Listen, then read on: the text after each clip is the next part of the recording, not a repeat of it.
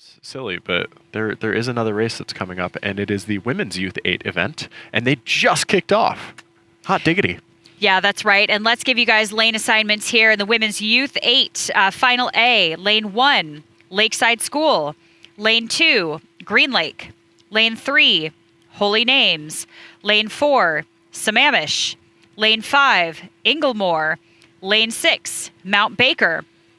Now, I definitely want to just give a little shout out to Inglemore High School right now, who is trying to deal with how they're actually going to have a program in the future here. So I think they have that covered for next year, but they have been embroiled in a little bit of a challenge. And you always hate to hear that when a crew gets a letter saying that their team is going to be defunded and they have to figure out how to bring their team back and save it so we can keep athletes out on the water. And I think they're trying to figure that out right now. They have next year covered, but huge shout out to the progress that they have made.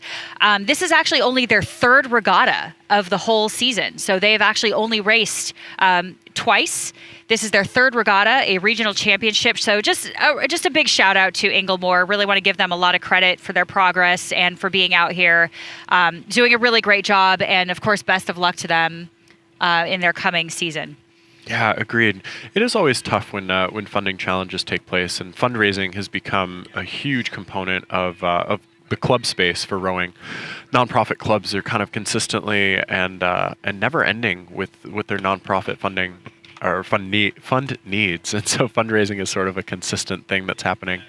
And this race is developing interesting. We've got contact, it looks like, between all the boats, which is super exciting. I think that we might have seen lane 1 drop. I think that there might not be contact with Lakeside any longer, but as the drone starts to get a little bit of an angle, I think we're seeing that our middle lane, Sammamish and possibly Holy Names, are coming out with 1 and 2 here. Yeah, Sammamish might be reigning supreme in the 8s this weekend. They have so much depth, and it seems like every time a Sammamish boat takes the water, they really just have so much intention. And 1, 2, 3, 4. Yep, I think that is lane 4. Sammamish in the lead. There is a fun race developing for second and third, though, between Holy Names, Inglemore, and Green Lake. It looks as though Holy Names has second by about 3 or 4 seats right now, up over Inglemore. And Inglemore seems to be holding steady with that placement over Green Lake. They've got about 4 seats over Green Lake over there in lane 2. And as I look over at the Sammamish crew, I have to tell you, the acceleration that I'm seeing off of that drive for a youth women's 8 is incredible. The way that they're attacking the water and really accelerating with the legs right off of the footplate is just astounding. Yeah, I wanted to ask you about this too, because not only is this good rowing, but this is confidence here. And when you see a crew take off like this in the lead, a lot of times we wonder, the question is, can they hold it? Can they hold on to it? Can they maintain this? Because a lot of times when you jump out in front, it can be very difficult to avoid what we call the fly and die. But if your fitness is really good, and this is what we're going to see here, I think coming up in the second half of this race, especially in the third 500, if their fitness can keep them in this position, then they may be able to hold off these other 2 crews that are flanking them and just breathing down their neck. But this could turn out to be a phenomenal race, especially for second here. Yeah, and I think that Holy Names has overtaken Inglemore. And it looks like that 4-seat lead is pretty consistent, so I'm not sure if that is going to change at all, but both of those boats are starting to catch up a little bit with Sammamish. So just like Whitney said, this is a test of fitness for Sammamish now. They went out strong, they went out confident, and there is some strategy to getting your boat out ahead of the other boats. When you can see them, you have that confidence, and it's easier to dig deeper. But unfortunately, it also comes with a cost, and sometimes we write checks that our bodies cannot cash, but that doesn't seem to be the case today. Sammamish pulling ahead just a little bit as they start to approach the final 500 of their race today. Well, that was a really great reference, too. And I want to point out again that this is a Youth Nationals qualifying event. So, very, very important race for these women out here. Top 4 will qualify. And again, if they decide not to go, that 4th place, or if any of the teams decide not to go, that place will be trickled down, but only through the grand final, only through the top final here. So, unfortunately, athletes in the second final do not have the option of qualifying or going. But top 4 crews here will qualify and move on to Youth Nats. So very, very important to squeeze into those top 4 spots. So obviously, if you can secure that first, then you have punched your ticket to go. But the other 3, we have a pretty good race, actually, as we watch here, shaping up here, maybe for that 3rd place position, possibly 4th, but as soon as we get a little bit better shot of the whole field, we will give you a little bit better placing. But it is definitely Sammamish that is commanding this race at this point. Yeah, it looks like Sammamish is doing good work. Holy Names has been trying to knock on that door, and they've honestly come a little bit closer. Like, they've gotten their canvas, and I think Bow Person now has overlap, but it's just too little, too late. I see them accelerating actually a little bit by a little bit, and it might be a factor of Sammamish getting tired now. These are the final strokes. They've put it all on the line. And Holy Names, despite catching up slowly, maybe if this was a 2,500 meter race, we might have a different outcome, but it looks like Sammamish is going to clinch that victory. Holy Names for second, and a big row from Inglemore, to be honest, to get that third. Huge. Yeah. Really huge for them to be here. It's a phenomenal thing to see here after hearing their story and seeing them come out here and just say, you know what, not today, because we are trying to punch our ticket again to Youth Nationals. And as we are looking at this race coming into the final couple hundred meters here at most into the finisher chute, it is Sammamish, and again, barring no disasters, and if they can hold off Holy Names. Is that Holy Names actually making an absolute attack? Totally. And I think they're going to run out of water, though. Yeah, I think that there is a race developing for that 4th place position, though. It looked like Green Lake was grappling hard with Lakeside. That 4th place position is, of course, what's going to get you to nationals. And right now, as we witness the final strokes, you can see that Green Lake, I think, was especially trying to get in on that action for 4th, but they just missed out. And just ran out of water there, I think. Yeah. I think that had that been a longer race, we would have seen a different outcome. But 2,000 meters is the standard, and strategy is everything with how quickly you open the tank and when you put your foot on the gas, just making sure that you can maintain it. So that was a fabulous race. These are some very exhausted rowers, though. You can tell that they put everything on the line, and you see the bodies hunched over. You see a lot of backs being slapped. You see some high fives, some cheers, some yips, some fists in the air. It's exciting times when you finish a race. There's a sort of bliss and jubilation that comes from pushing your body to the limit. And some folks have said that when the body approaches death, it releases chemicals in the brain that makes you hallucinate. And I think that I've experienced that once or twice after a race. It really takes a level of fitness, but more so a level of mental determination to be able to push your body that far. And so you just know that these rowers are pretty much high on life, as high on life as you could be right now after a race.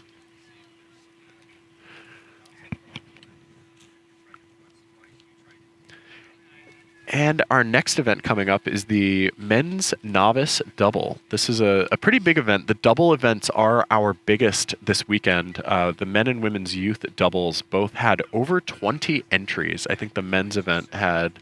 oh, no. You know what? I misspoke, folks. I'm sorry. We are about to go to the B final of the women's youth 8. I was getting too excited for the doubles. I love sculling. I love 8s, but sculling is kind of special. It's a dark art to some.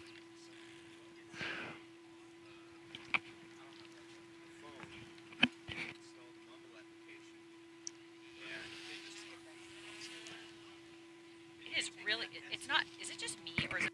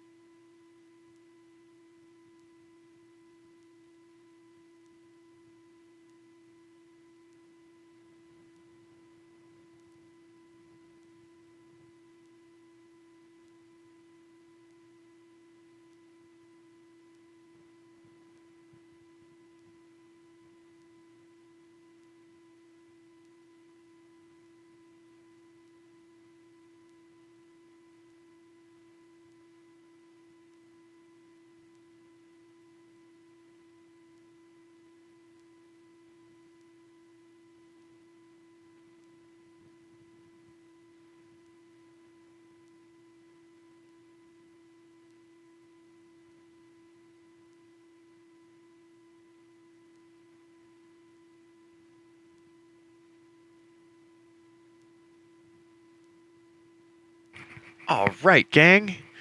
Here we go. Getting ready for the B final of the Women's 8 event. In lane number 2 there, we got North Creek High School. Lane number 3, Everett Rowing. Lane number 4, Rose City out of Portland. And lane number 5, Bainbridge Island.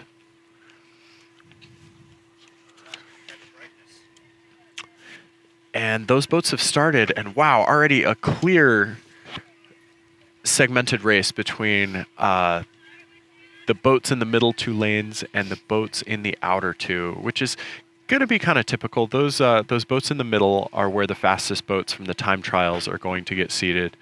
And already we're seeing Everett coming out with some speed here. It looks as though there is about a canvas overlap with Rose City, but Everett driving along and looking strong.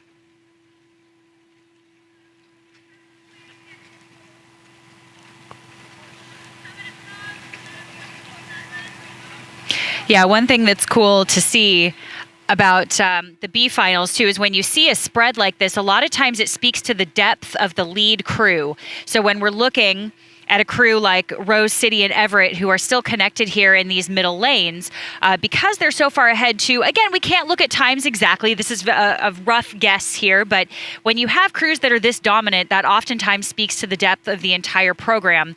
And when they're in the lead like this, a lot of times there are other boats like this, other 8s in their program that are actually able to push them as well. So a lot of times we will see other crews coming up, or we will see these crews doubled up into 4s or pairs or other boats a little bit later on. So it is very exciting to see, especially this lane 2 and 3, 3 and 4 in this case. I misspoke. We're going to see that a lot with the lead crews here. Is there any fairness advantage? Is there anything that's different on this water from lanes 1 to 6 that we see?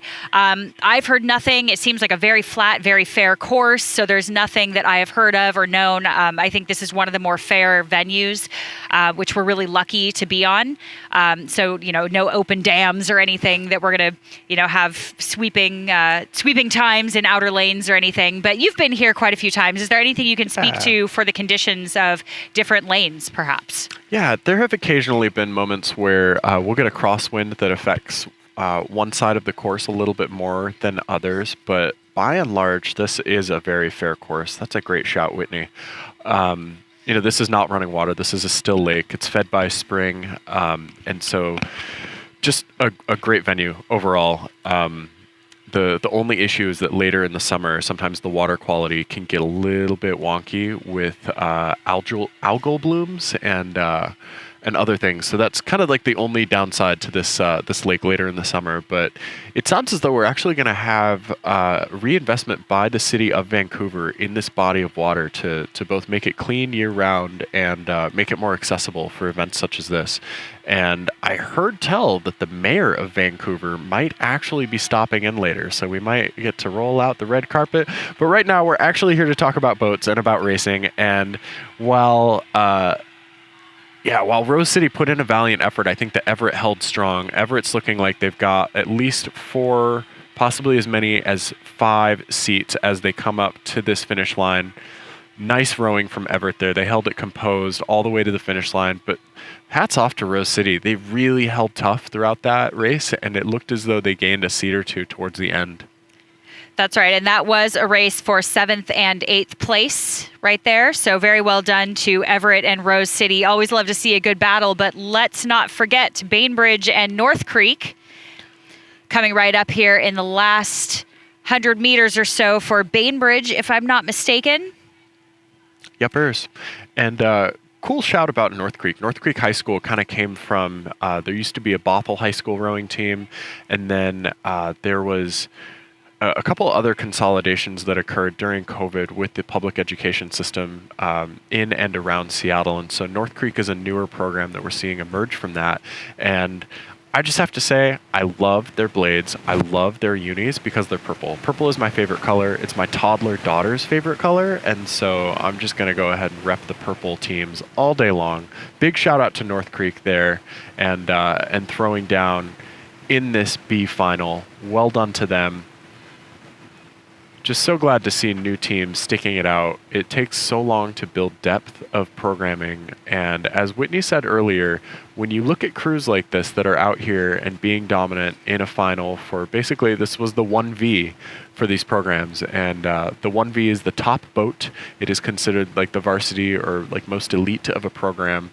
But there are typically at least 2 to 3 boats that are pushing that 1V every day at practice. And there's a prolific boat maker from the Pacific Northwest named George Pocock who came up in the 1920s and 30s, and he was actually a part of that story Boys in the Boat, which recently got a feature film made by George Clooney.